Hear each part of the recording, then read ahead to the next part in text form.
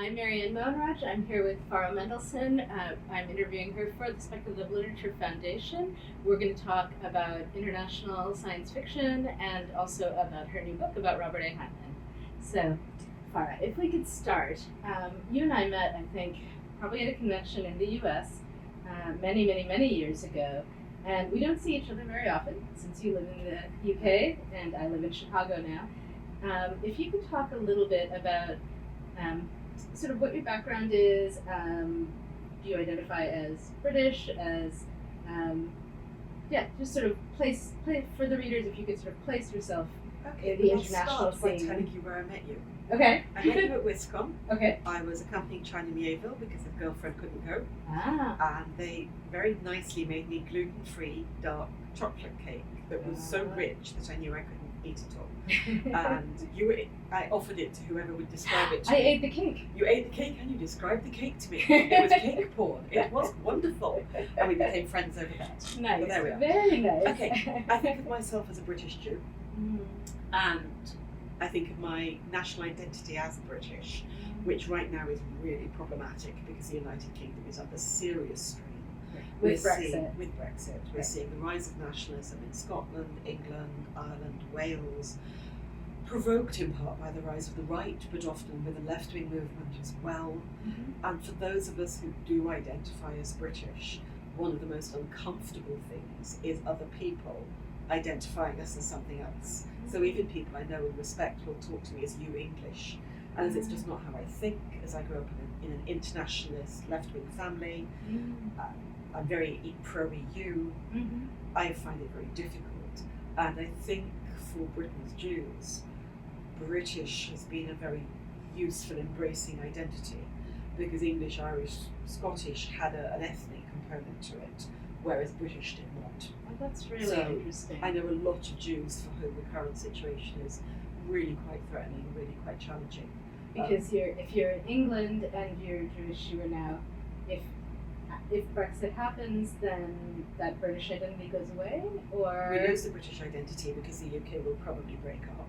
That's right. We lose our access to Europe, which for those of us descended from long lines of refugees is why on earth would we want to do that? Right. There has been a rush of British Jews who can get citizenship in Spain or Germany, which are the two countries offering historic citizenships, to do so. Right. I don't have that option. My family are Russian, Polish. That's It's to feel trapped in a country that appears to be moving right rather rapidly. So I think the latest was this week. A Tory minister said that they would deport European citizens who hadn't achieved right to remain. Okay. Well, since they're making settled status very difficult for people without UK citizenship, that's a real threat. I don't want to be part of that. Yeah. So what's happening at the moment is really quite scary. So, from my point of view, I was born in Sri Lanka, came to the US at 2. My parents naturalized fairly quickly, and my sisters were born in the US, but for whatever reason, they didn't quite get around to doing the paperwork for me. So I retained Sri Lankan citizenship and my green card for a very long time, and it wasn't really until first 9/11 happened and the accompanying Patriot Act, which meant that if I were convicted of any crime, I would be immediately deported. Whether I did the crime or not, if I were convicted, a misdemeanor, I would be deported to Sri Lanka. And that was very disturbing. And then, and I had, off and on had considered becoming a citizen, been in America since I was 2. But I didn't want to cut that tie. There was a very strong emotional connection there. We used to go back to Sri Lanka all the time when I was younger. I had many relatives there. And in America, you have to renounce foreign citizenship when you become an American. They don't really do dual citizenship in the same way that other places might. And so that abjurement felt very upsetting, actually. And it was only when I had children that I had my daughter and in 2007 and had this moment of I have to put all of that aside now because I can't risk being falsely accused and convicted and sent to another country, right, and leaving her behind. So I became a citizen, which thankfully also I was no longer a starving grad student, so I could afford the $600, which would have been very difficult to manage. I went without health insurance for many years because I couldn't afford it, and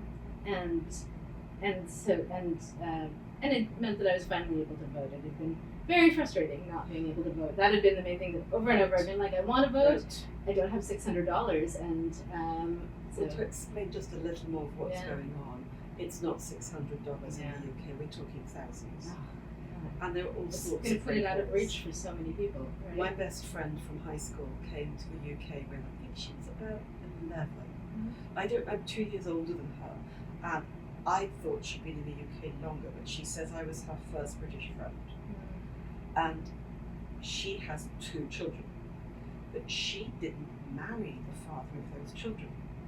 And under UK law, because she didn't marry the father of the children are German. Mm. The fact that they were born here, neither of them speaks fluent German, they speak children's German. Right. Suddenly there's 3 of them, because they're now grown up, so she can't get them in under her rightful name. There's 3 of them now having to apply for settled status. And there's no guarantee you get it. It was made out to be something you do on the nod. They made it difficult. You can only do it on an Android phone. You can't do it on an iPhone, for example. And people are getting turned down when they don't expect to. And the latest is a case today of a woman being given to right to remain, but her 2-year-old being refused on the grounds she hasn't been in the UK for 5 years.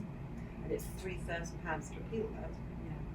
So I saw that in the papers. It's appalling. It's getting steadily worse. So the deportations of the Windrush citizens. This, I want to say we're heading towards fascism, but I kind of think we might be there already. And unless something changes dramatically in the next election, we're in real trouble. We're having this interview. We're both in Canada at Fascination, which is a small convention in Montreal, and put on by Joe Walton. And it's a delight to be here, and I don't want to leave. All the Canadians are so lovely, and they look at us with such sympathy when they hear we're from America, and we're like, and I'm like, yes, I know, and can we not talk about our healthcare situation right now, because I will cry. So, actually, can I say something about healthcare and science fiction? Yes, please. Let's take it to science fiction. Sorry, it's been nagging at me, and it dropped today. We were talking on a panel a couple of days ago about the tendency of most writers who wrote space opera in the 1950s and 60s not to speculate about the future of social relations.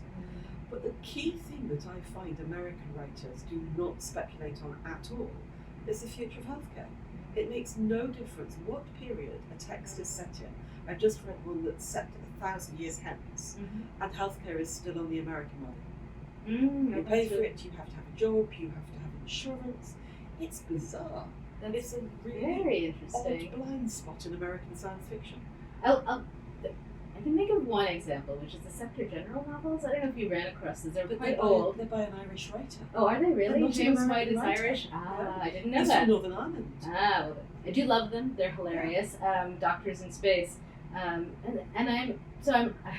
give you a counterexample, which is in my own work, that my unpublished novel set in the same universe I'm working on has a South Asian doctor on a planet colonized, and she does still have to pay for medical school to some extent. It's subsidized, and it's an economic problem on a terraformed world. There's not a lot of resources, and so she has to go to her community for help. She comes from a working class community, so and that puts huge stresses on her. It's essentially Jane Austen in Space kind of things, where she ends up having to have an arranged marriage to help pay for her education, but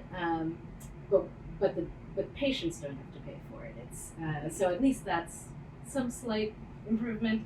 Anyway, let's talk a little more about international science fiction. I particularly would love to sort of have your perspective on a lot of South Asian writers I know have talked about the ways in which it feels like America dominates.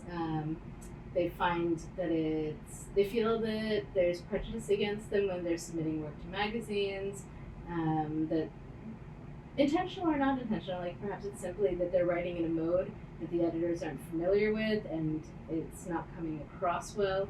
We talked to Silvia Moreno Garcia recently, who's a Mexican-Canadian writer, and she talked about how American publishing sort of looks to a certain type of magical realist story to come out of Mexico, and if you're writing something very different, more fantasy, science fiction, etc., so on, they kind of don't know what to do with you if you don't fit into that box. And so I would ask, as someone from the UK, do you feel that you face similar issues with American publishing? Do British writers encounter that? Is it an issue, or when you have a vibrant publishing industry of your own? It is, but it doesn't work quite that straightforwardly. Okay. I think I'd say that any young British writer has to think about which market they want to join.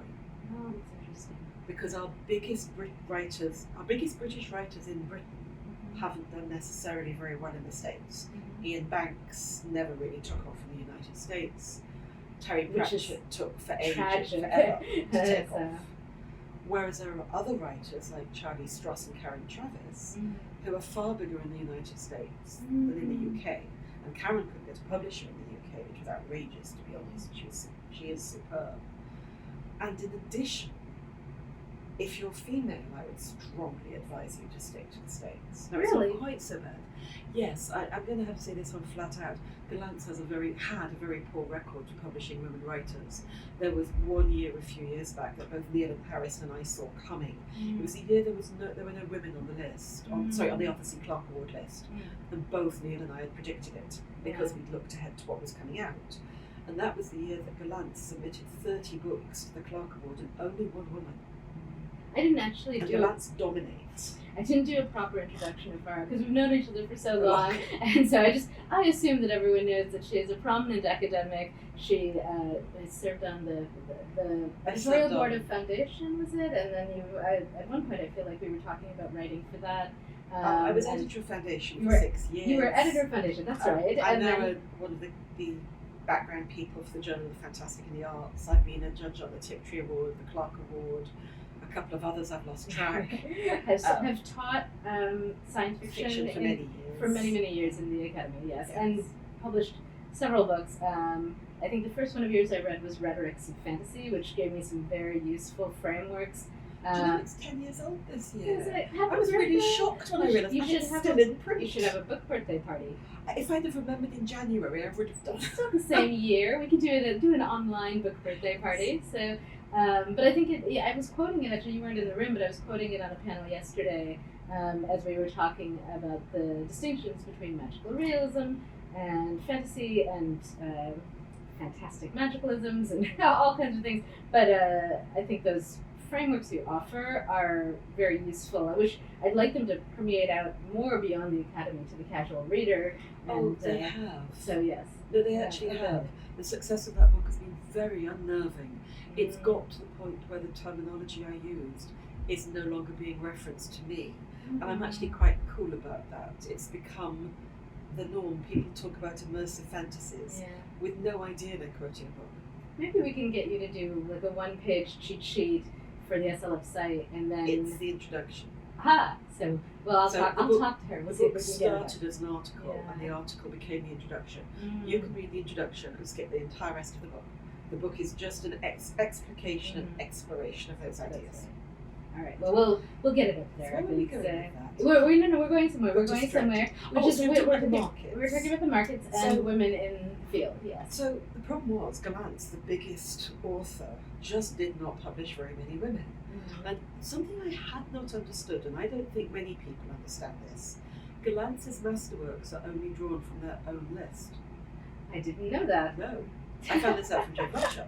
And what that did was to create a recursive effect in which Gollancz didn't publish very many women, so they had very few books by women whose rights they could use to produce the masterworks. So the masterworks has doubled down on the discrimination. And before anybody challenges me and say, oh, maybe there weren't enough good women, all the women in Britain who get published end up on the awards lists. What's missing is the long tail. Where are the mediocre women? Right. And I don't mean that to be nasty. No. But we've got loads of mid-list male writers who sell decently, people enjoy, don't get on the awards solid list. writers, yes. That's completely missing for the women. If a woman gets published, they win awards. That's interesting. And I think that's very telling. But so to go back to the differences in the markets, generally speaking, our most left-wing, hard-hitting writers don't get published in the US. So Charlie Stross, for example, is a very left-wing writer, but his politics sit kind of 2 levels down within the writing. Right. Whereas a writer like John Courtney Grimwood Yes. or Ken MacLeod or Gwyneth Jones aren't particularly popular in the United States. Yeah. And it's not just that their politics are of the left. I mean, Ken is actually very popular with the libertarians in America, which is interesting because he's not. But it's because I think that the take they have is often quite ruthless. What are the consequences of political decisions all the way down? I picked John Courtney Grimwood here. He did a very good sequence called the Arabesque sequence, where the 3rd book was about a grown-up child soldier and the level of trauma that it caused. And the only author in the US I can think of who comes close might be Cameron Hurley. But otherwise, relatively few US writers, I think, are quite as ruthless as that. You know, one of my favorite contemporary writers is Roxane Gay. I don't know if you've run across her work. I've not read her, but I do know who she is, and I follow her. I'm going to give you some suggestions. She's one of my absolute favorites. But and she is, I would almost say brutal in her she's unflinching. I see that much more in mainstream than genre, American writing than in genre. So Yeah. something like The Hate You Give. Right. Oh, I that was do not see wonderful. that kind of writing in US science fiction, whereas I do see it in UK science fiction. That's fascinating. I mean, I would say Oh, that and UK by adoption, somebody like Tate Thompson. I would say that in general, I feel like my conversations around politics tend to be more frank in the UK and in Europe generally, and probably in Sri Lanka as well. It's different in Sri Lanka. It's a different kind of frankness, but than in America. In America, we have a different culture around political discourse, and it's one of the reasons why I think in the current round of presidential conversations, there's such a fear of divisiveness, and there's a great line in Hamilton about how he'd rather be divisive than indecisive. Yes. Right, and I think it's a very pointed rebuke to the America generally that we shy away from that kind of overt. I fiercely disagree with you, and this is an important thing, and we have to have it out. Right? We do have that in the UK. I mean, there is that long tradition of not talking about religion at the table, which I tracked down to a law that was passed at the end of the 18th century during the French Revolution, in which it became illegal to have unlicensed religious or political gatherings. And that actually created that model where you don't have these conversations in public. And Brexit's been stifling. You spend the first part of any conversation with somebody new, kind of gently feeling out where people stand. And I think that's not something Brits are all that used to. In them, I'm not saying that haven't been subjects we don't talk about. The racist uncle is as much of a trope in the UK as it is anywhere else. But there's been nothing that could split families quite so passionately for a long time. Is what's happening in Brexit. That's really interesting. And now I'm going to have to go away from this and think about, are there American science fiction writers who approach politics in that very frank, very unflinching sort of way? I wonder whether some of the newer environmental writers, like, Paolo Bacigalupi, I feel like is aiming in that direction, right? I really like his YA work. Right. So really Shipbreaker, I thought was wonderful, and I think, I think Wind Up Girl has some other issues that we could discuss, but in the sort of larger project of it as environmental forecasting futurism, I'm not sure if that's the right term, but he was it's dystopian in many ways. That made him attractive for me. So I was doing a talk at the Children's Literature Association a couple of years ago, and it's named after somebody who was a peace worker, so I was looking at peace and conflict resolution. And what struck me about his work that stood out in the YA field generally was that he was willing to look at the way the West pushes its poverty eastwards. And that was highly unusual, because one of the things I really dislike about Western dystopian YA fiction is that it turns us into the victims. We take the Hunger Games, and I've seen the piece recently about the whiteness of the Hunger Games, the way the treatment of black sectors are ignored in the book. But there's a tendency in YA dystopian fiction to impose on the heroine the things that in real life our countries would impose elsewhere. And Bacigalupi's series is one of the very few that really took that on board, that went to look at what elsewhere really experiences. And I thought that was interesting. That's a sweeping criticism. But I do find a lot of really YA dystopia is very inward looking. I mean, I adore the Hunger Games, which is not to say I don't agree with you on that point, right? I think that aspect, that's probably right. I should say, my take on the Hunger Games is rather distorted. I read the Hunger Games just after I'd finished and sent to press my book on children's and teen science fiction. Like literally just after, which is why it's not in there. And it was far too like other books I'd already read for that book. It's not terribly Are you talking about the trilogy or just book one? The first one. So what I love about it is I think is only works in the entire trilogy, because book one is set up as a very much here's a heroine, blah blah blah, let me give you the satisfying arc and the triumphant ending. And I think that is, to me, I think it was a very deliberate choice on the author's part to hook the readers, because book two and book three are a very deliberate unraveling of what she does in book one. I'd love for you to take a look at it, because I think it's really interesting. That moment, it was just too similar to stuff I've read. No, and I think book one actually very much is. I think you're right, and I think it's only, and I think it's why many people were not happy with the ending of book three, because she gives you a much darker take on all of it, among other things, and I think a much more realistic take. So anyway, going back to internationalism, can I ask, do you feel like, is there a sense of America as the 20-pound giant, or maybe that's not the phrase, but the, I know we're here in Canada right now, and the Canadian Arts Council goes to great efforts to support their local artists, to give grants and so on, because it is so, I think, hard for them to compete and be visible, given the money behind it, especially now that it has TV and film and Hollywood all kind of like intertwined with the distribution channels and so on. There's massive financial concentrations in New York and LA, and that has to sort of distort the playing field, right? So it does and it doesn't. So until relatively recently, the late 90s, the importation of American books was expensive. So either you waited for the UK edition, or you went to one of the import shops. But there was plenty of space for UK paperback fiction. Magazines, not so much. We've still got Interzo, but it's not as vibrant as the major American magazines. I think small presses really change things. I'd shout out here for Ian Waits at New Press, and PS Publishing is the other one who do a lot of good stuff. And as the price of micro-publishing has plummeted, that has made far more things available. Ebooks in addition makes it easier to make material available. So it's not as much of a behemoth as you might expect. And there is also a real difference around cultural tastes that I think may actually affect the YA market even more.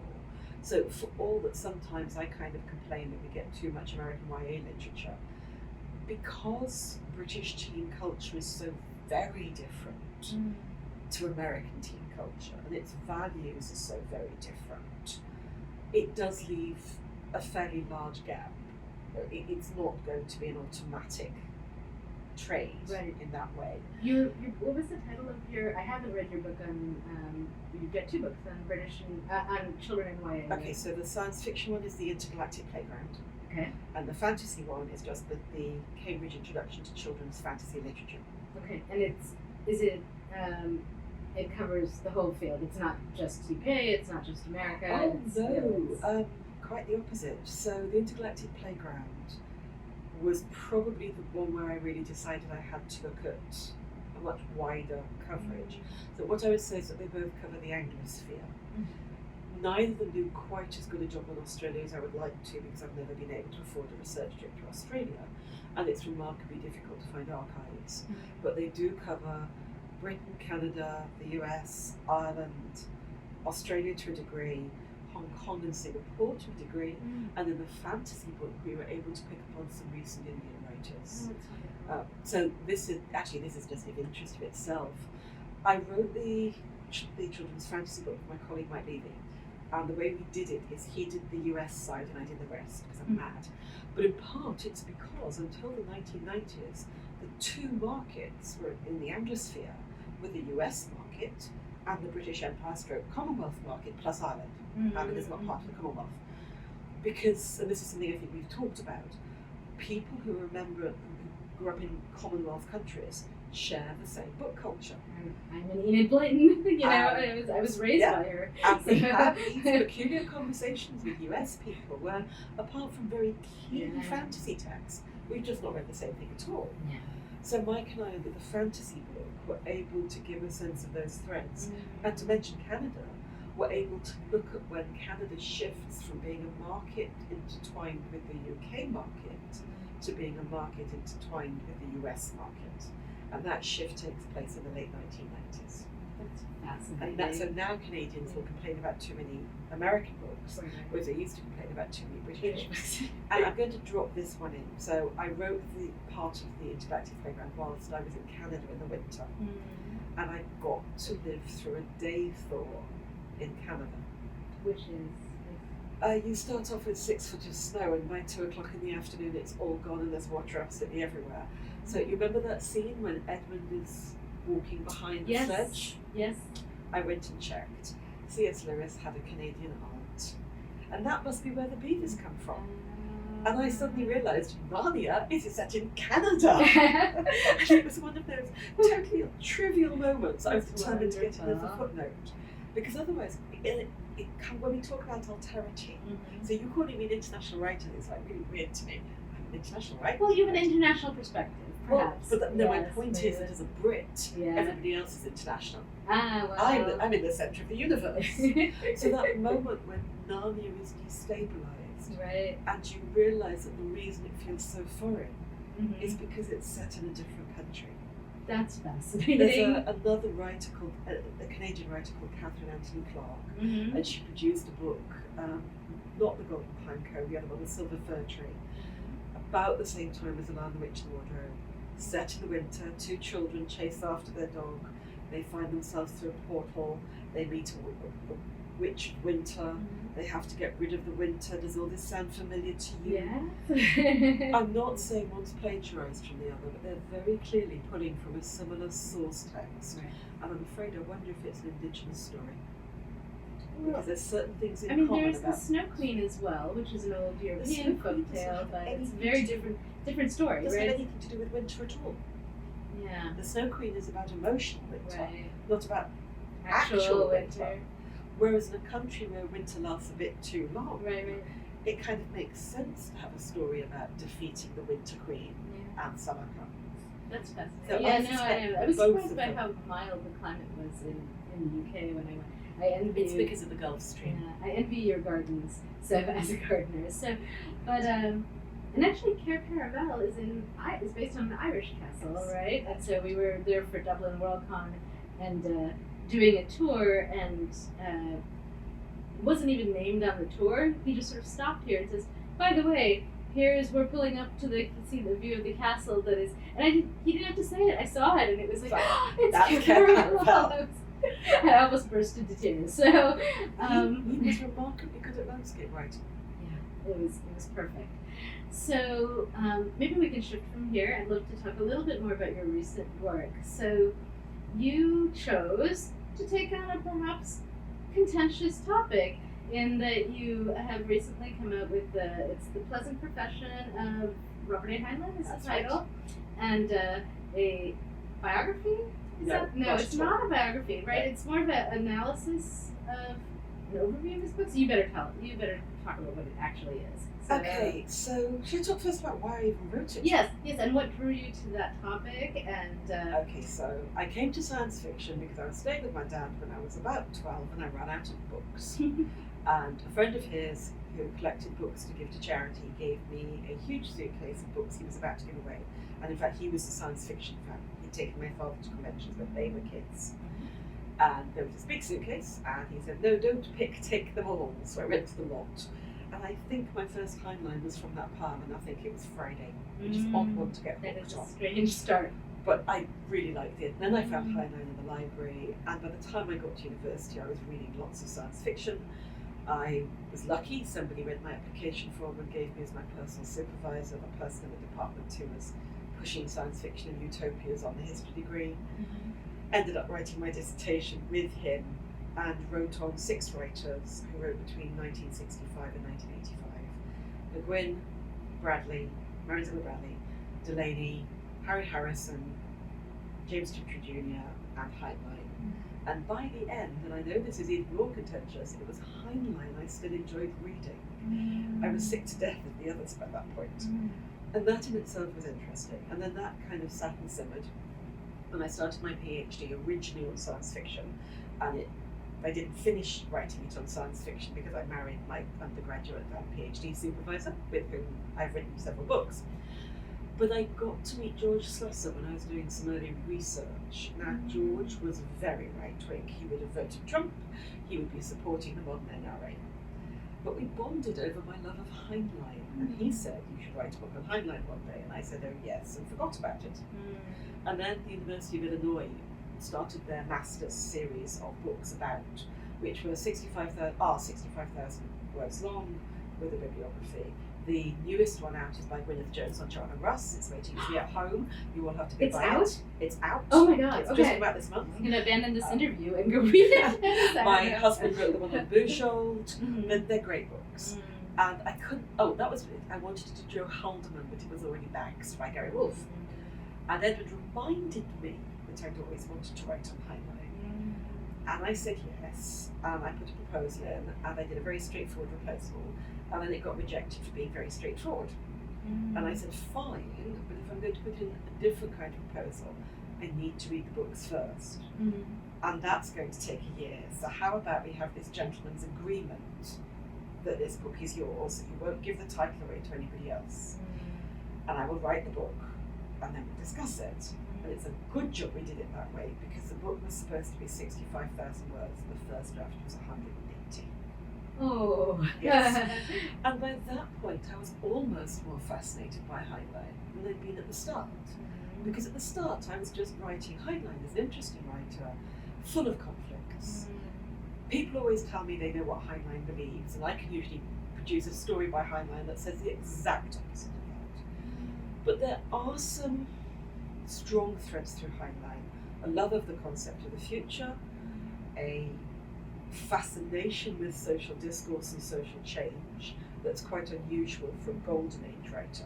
It's more normal for the previous period and for the 1960s, but it's not what you necessarily associate with golden age. A reputation for being a hard SF writer when he isn't at all. Right. He is anti-racist, but has produced some appallingly racist pieces. Farnham's Freehold. I would not. We will pass over that book. Well, we might not, because Yeah. I became interested in what was it about Heinlein's construction of anti-racism that allowed him to write such a shit show. And I think it ties in with modern discourse, where we try to call out the act and the construction of the act. Because so much of what white people think is anti-racist can be damaging. And that's where Heinlein falls, if that makes sense. It does. I often get into these conversations about Rudyard Kipling that I feel, and H. Rider Haggard, that I think are in a very similar place, that you can see these glimmerings in their work at the end of King Solomon's Mines, or in the short story The Man Who Would Be King, where they are clearly struggling with the project of colonialism, with the place of the UK in these countries, with the racism, and yet at the same time, much of the rest of the work is just full-on racist, right? And so it's these arguments they're having with themselves that they may or may not have been even conscious of, right? So, and it won't surprise you to know Kipling was one of his top 4 writers. I actually adore Kipling, and I teach Kipling, and but it's complicated. And this is part of it. So one of the problems with Heinlein is that what he wanted to be was a satirist and a social commentator. And one of the ways in which Farnham's Freehold goes wrong, in fact, is that he thinks he's writing satire and it doesn't work. So he bases it on scripts of modest proposal. And once you know that, it makes sense, but it doesn't make it a good book. Right. Okay? Right. And I think one has to distinguish that. So I was fascinated by the fact that here was somebody who in some ways wrote really well and in some ways wrote really badly, who had wonderful ideas about women's role in the world, and yet could write really sexist stuff about women. It was just such a melange of ideas. And for somebody who like me as a historian, that's far more interesting than, I hate to say it, somebody like Delaney, who I kind of know what I've got. I love his work, but I don't feel that urge to tease it apart in the same way. And in addition, and this I don't think would have been true before I wrote Rhetorics of Fantasy, I've become very interested in, quite simply, the way the fantastic is written. And the more I read of Highland, particularly of the short stories, the more I decided he was simply underestimated as a line-by-line writer. That I think one of the problems is that Highland is one of those authors so easy to read that it's easy to miss that that's because he's really good. Does that make sense? It makes sense. I think he's uneven. I think I would say that there are, in a panel yesterday, someone was, I had recommended Stranger in a Strange Land, right, and one of the other panelists, she was saying, well, there are these huge blocks where Jabal Harshaw is just talking and talking and talking, and she was finding it slow going. And I didn't get into it on the panel, but I was thinking about it and how, I would agree, for many of the blocks of Jabal Harshaw talking, they could have been edited, perhaps trimmed down, done something else there.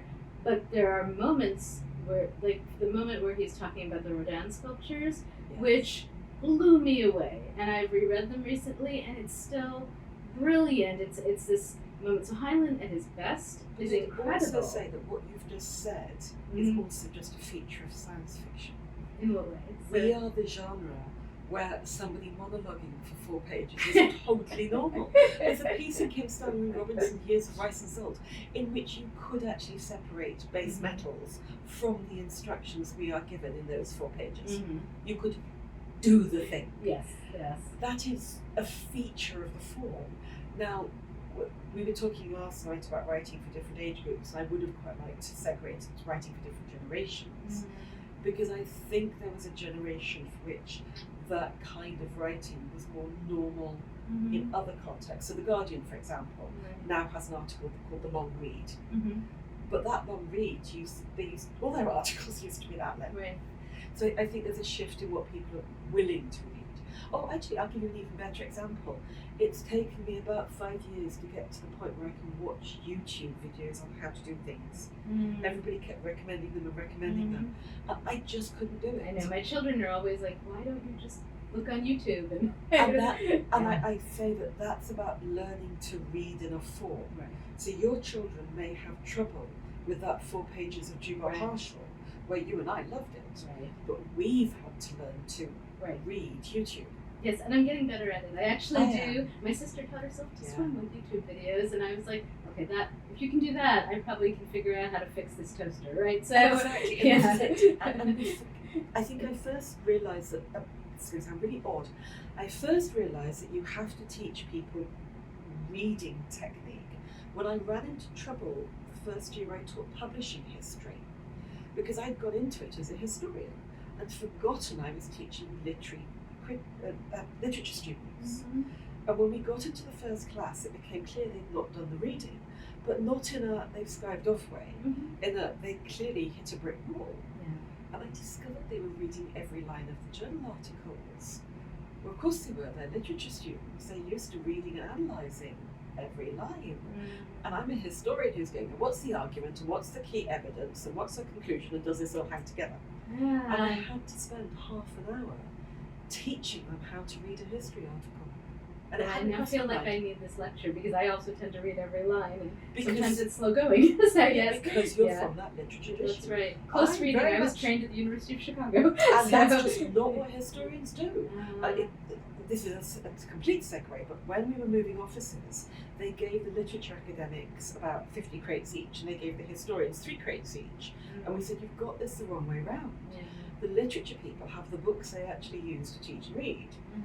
We have every book we've ever used a single chapter from, because the average history book most readers will read the introduction, the key chapter, and the conclusion.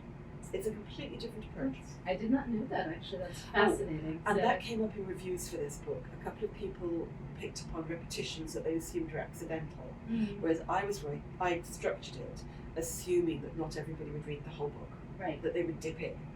Therefore, if you were going to read this chapter, you needed to at least have a reference to some of the things I've said in other chapters.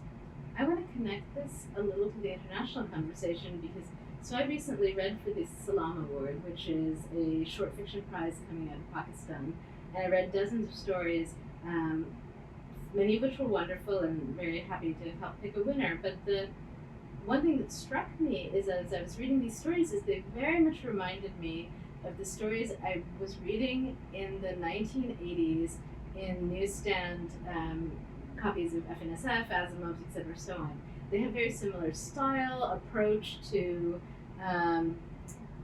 things like info dumps, and there were long explications, and it's often kind of crossed with a perhaps Arabic storytelling, Thousand and One Nights tradition. It was as if those two things had come together and meshed, and it made me think that these people who are writing in English, not in translation, right? This is people who are writing in English, were it made me wonder what they were reading and what had made its way of American science fiction and fantasy to Pakistan, because I know in Sri Lanka, I was recently talking to Udinjaya Vijayaratne, who is a very promising Sri Lankan writer, and he was talking about the ways in which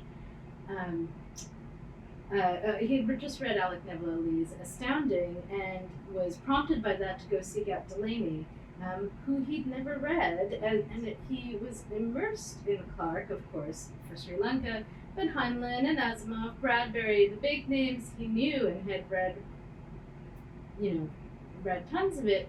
He said Delaney was not on the bookshelves, right? You couldn't go into a bookstore and pick it up, and so he's now been able, thanks to ebooks, now, because otherwise the shipping costs would be prohibitive, right? Ebooks are a total game changer, right? And they're a game changer for minority languages as well. Right. I've got friends who work in minority languages who said it's actually led to an explosion of local writings. Yeah. Because people who live in countries that have like 35 languages, you can't produce the paperback, but you can produce an ebook very cheaply.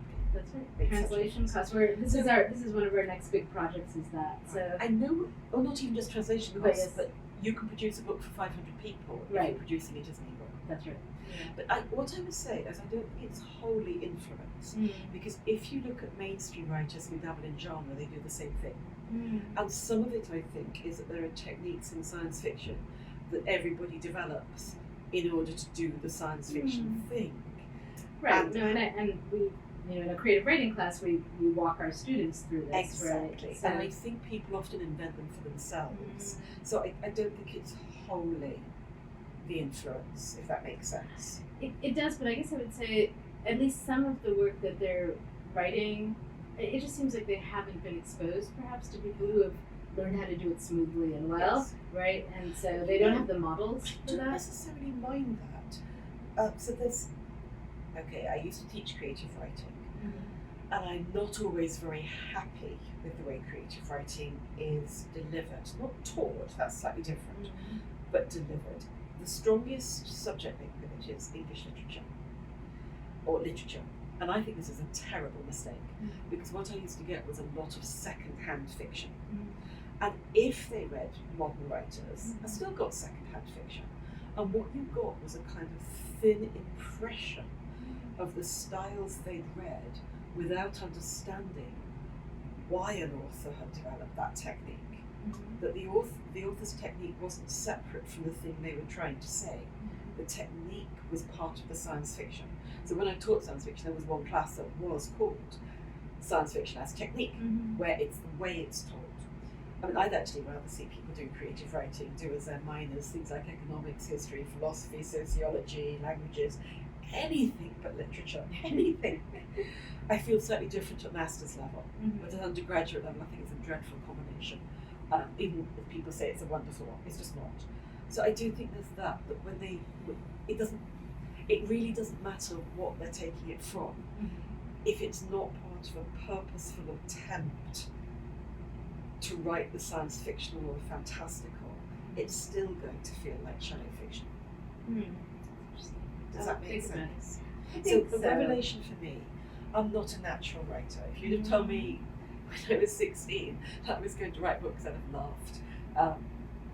I remember the moment when I was working very early on Rhetorics of Fantasy, when I realised I didn't have the technique to tell the story I wanted to tell. And I sat down and made a list of the critics I really admired and ended up immersing myself in Clute and Delaney. I'm never going to write like Clute, which I love him dearly, but we can all be grateful. Verbs should go at the beginning of the sentence. But Delaney was really helpful, because what Delaney taught me was the value of precision. And all my graduate students will tell you that this is the word I bang on about all the time. I am not interested in trying to make writing beautiful. If your writing does precisely the thing you want it to do, to create the imagery you want, beauty will be intrinsic to it. But we get a lot of writing, particularly from younger writers, but not wholly, which is a rose trellis, so a rose bush over a very boring trellis.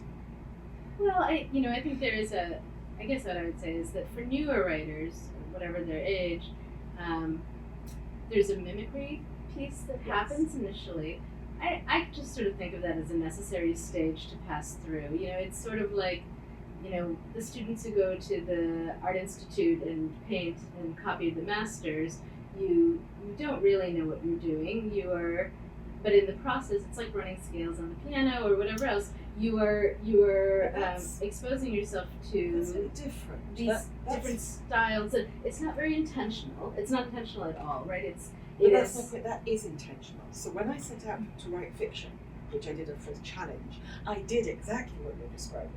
I took an author I quite admired, literally took it apart, analysed how he did it, and copied. That's not really but that's not what I'm saying. I think those two things are related, whether it's intentional or not. I guess is what I would say is that newer writers are often engaged in a process of mimicry. There was something that they loved.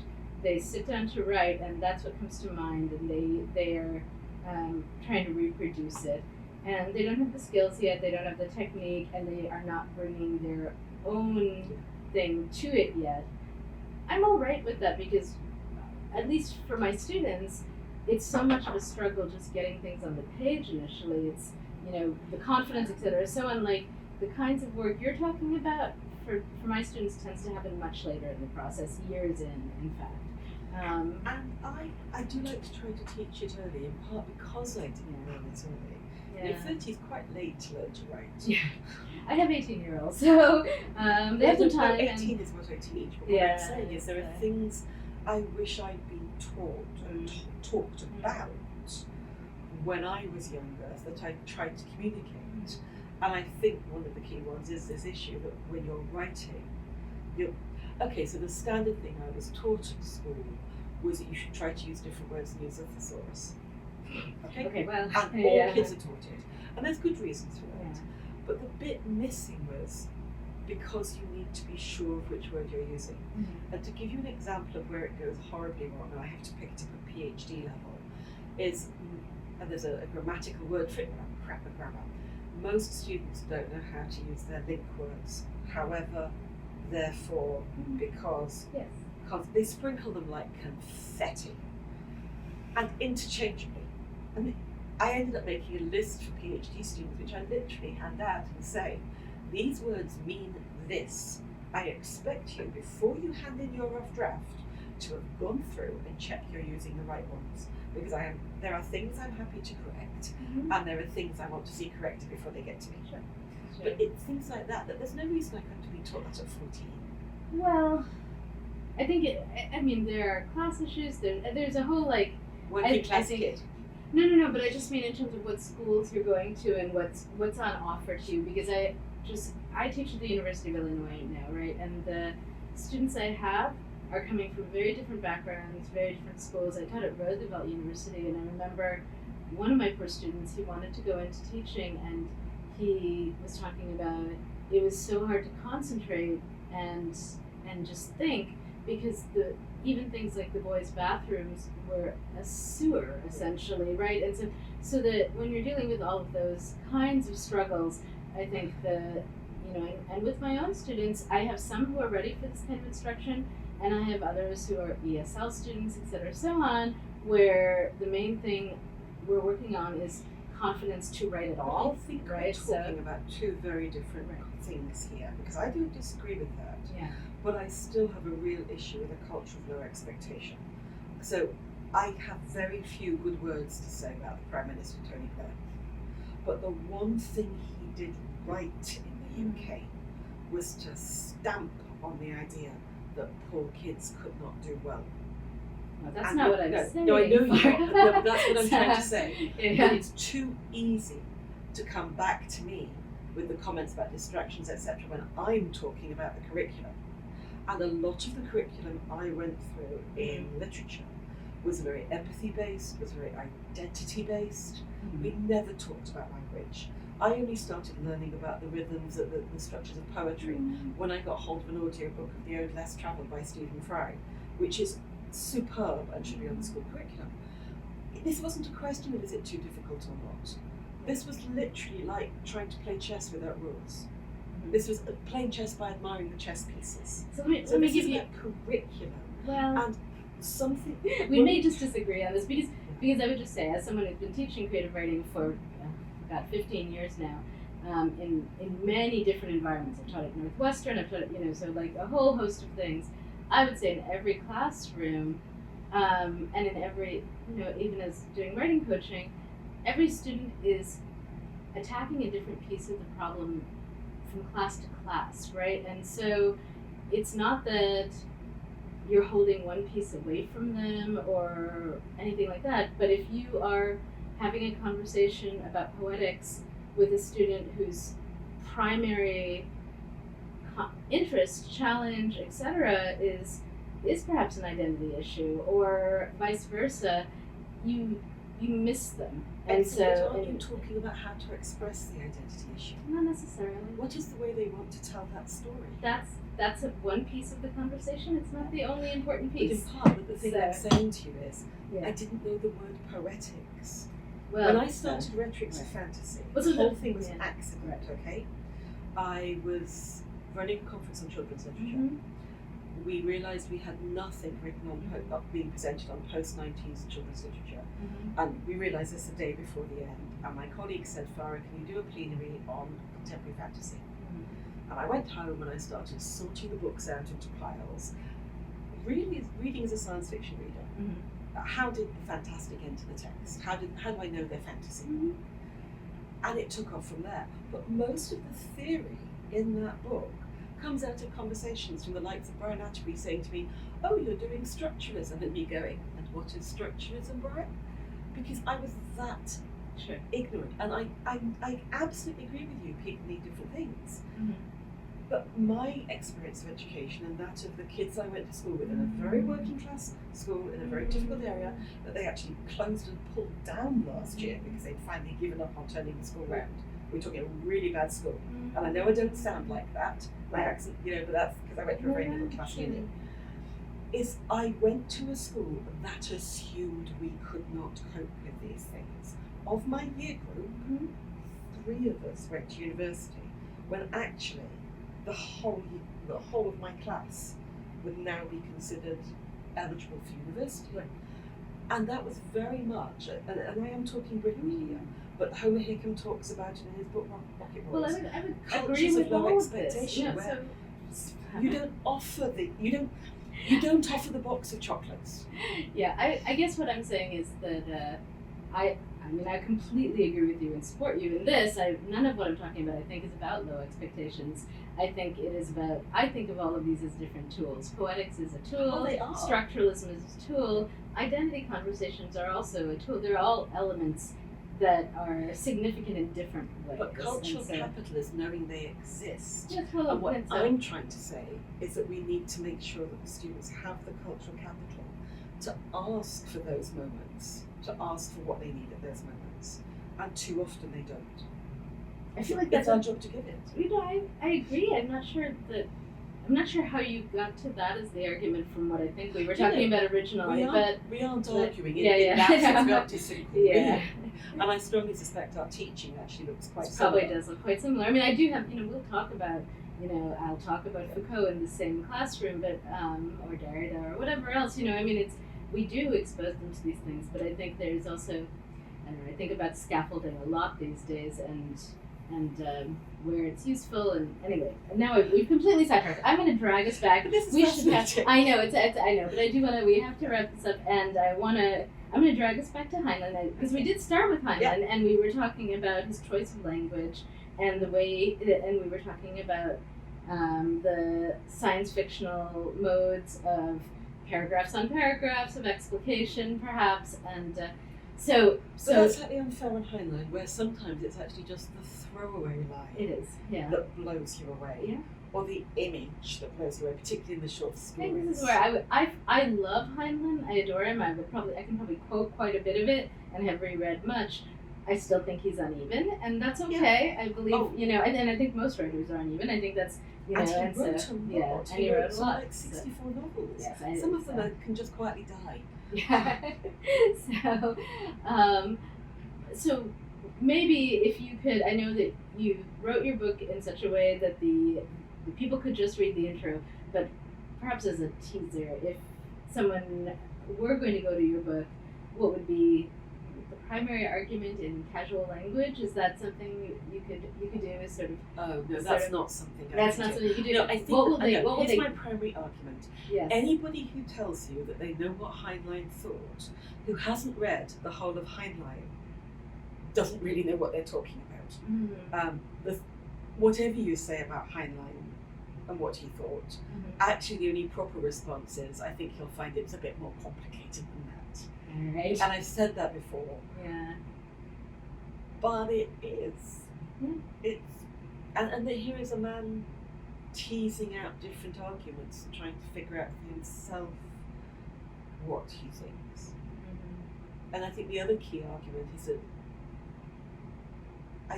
when people talk about Heinlein being flawed, I don't think they always necessarily hone in on exactly what the flaw is.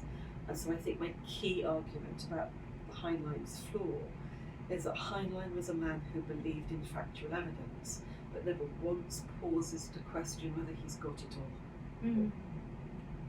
And I suspect we generally go around with, everyone goes around with those blinders on, right? We live within our bubbles of this is the world that we've been exposed to, and it takes someone breaking you out of that a little bit to... I don't know that's true. Really? Heinlein is classically of the generation that got seduced by Fox News. They grew up with a reliable print media, with news media of a certain stature and a certain sense of responsibility. They grew up, Heinlein in particular grew up believing in authority. He was a Navy man. So he swallows hook, line and sinker all the conspiracy stories about Roosevelt and Pearl Harbor. That was actually, I'll just intersect, when I was teaching in Salt Lake City, my students there had a tremendous respect for authority to the extent that it became a challenge in the classroom to get them to argue with me, right? And so exactly. And so there's sort of a cultural element there. This is the kind of person he is. And then he moves away from the coasts. And when he moves away from the coasts, he moves to places where he's getting far less complex input. So he lived in Philadelphia, he lived in California, he goes to Colorado. And you can feel his world shrink, but he doesn't seem to realize it's shrunk. And because Virginia Heinlein gets blamed, and I don't think that's fair. There's something in The Cat That Walks Through Walls that I think really is Ginny. But actually, I think it's absolutely that growing isolation from the wider world of politics, from lots of different types of people, because everybody who met him said that actually, as an individual, he got on incredibly well with lots of different types of people. But his life insulated from that. And I think it's that becomes the problem later on. So, an obvious one. Okay, so Job It's a lovely idea. He is essentially riffing on an essay he wrote in the 1940s on America as neighbours and neighbourliness. Wherever Alexander goes, neighbours help him out. Mm. Well, that's fine if you're a white man. Yeah. And it's that moment when you say, Highland, you're right, except up to the point where you're not right. That's right. And that's where he falls down. And it seems to come from that insulation. It would be fascinating to talk to him and have him read Toni Morrison and then go back to that book and absolutely. I see, this is it. I have once or twice been asked with Highland and voted Trump, and the sad thing is I can't put my hand on my heart and say no. Yeah. He loathed the moral majority, yet he still voted Reagan. Mm. Yeah. And he hated the moral majority. He could not bear that religious term. Mm-hmm. But yeah. So it's a very difficult one. Yeah. But I do think it's important to keep in mind that people who met him said that his ability to make friends with people doesn't seem to have been constricted by any of that. All right. Well, is there any last words that you'd like to add? Cats. Cats. He loved cats. We loved cats. Highland loved cats. So this is just the epilogue.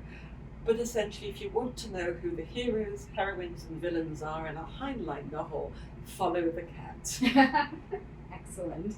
All right. So on that note, Mary Anne Mohanraj talking with Farah Mendelsohn for the Speculative Literature Foundation about international science fiction, her new book, The Pleasant Profession of Robert A. Heinlein, one in a long line of fabulous books. And we're just delighted that you were able to do this with us. Thank you, and it's so wonderful to see you again. I know, this is great. Thanks, everyone.